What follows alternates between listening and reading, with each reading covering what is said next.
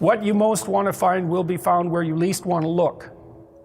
There's this old story that's from King Arthur, and King Arthur has these knights, right? They all sit around a round table, which means they're roughly equal. That's what the round table means. And they're off to find the Holy Grail, and the Holy Grail is the most valuable object. That's what it means. So they're off to find the most valuable thing, but they don't know what it is and they don't know where it is.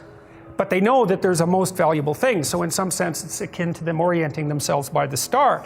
And they don't know where to look, and so what they decide is they have the castle, and it's the middle of a forest, and so each knight decides to start looking for the Holy Grail by entering the forest at the point that looks darkest to him.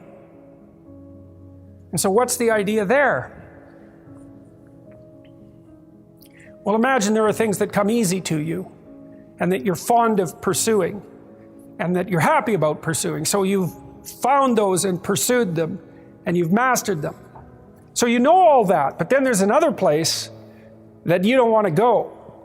And so you haven't gone there, and you haven't mastered it, and you're very small in comparison to it because you haven't mastered it, and so it has this monstrous aspect.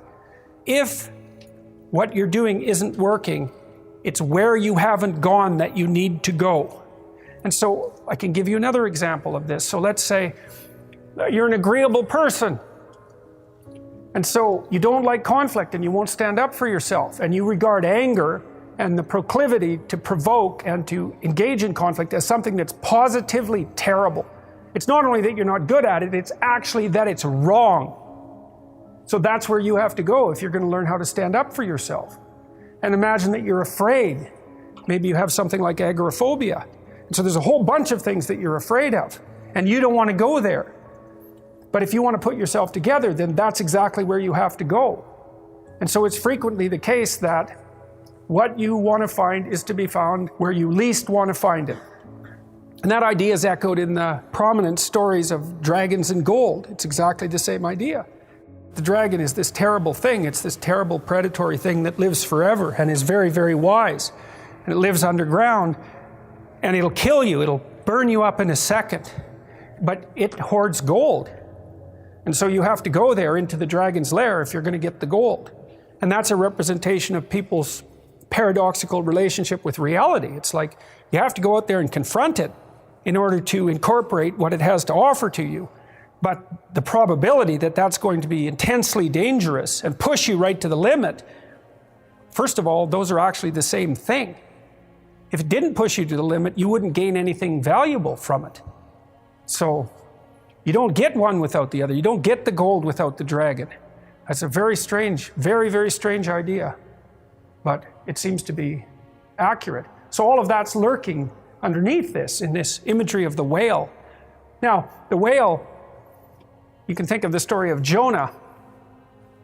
What happens with Jonah is that, roughly speaking, he's a prophet, and God tells him that he has to go to this city and straighten it out because it's veered off the path and it's heading towards doom. And Jonah thinks, I'm not going to that city to tell those people anything like that because they're not going to be very happy with me just showing up there and telling them, everything they're doing wrong. And so he hops on a boat and tries to get out of there.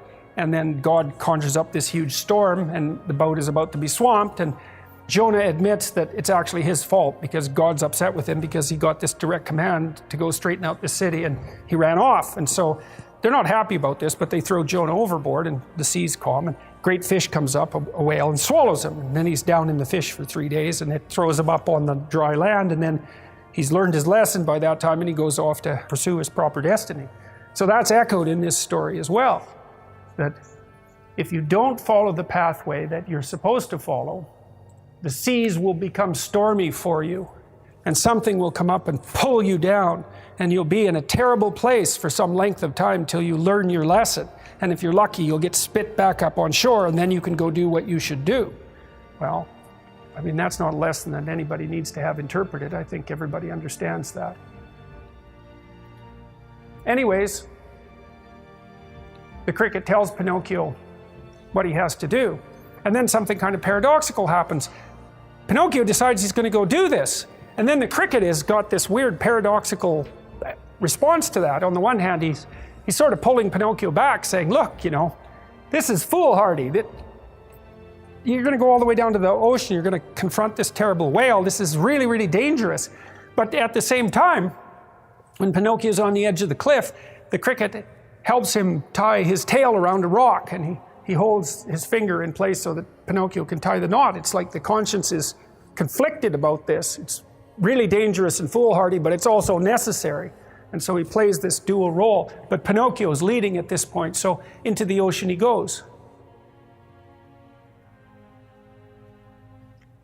I guess partly what this means is that if you're not oriented properly in the world, you should take your doubts and the chaos that you're enveloped in seriously.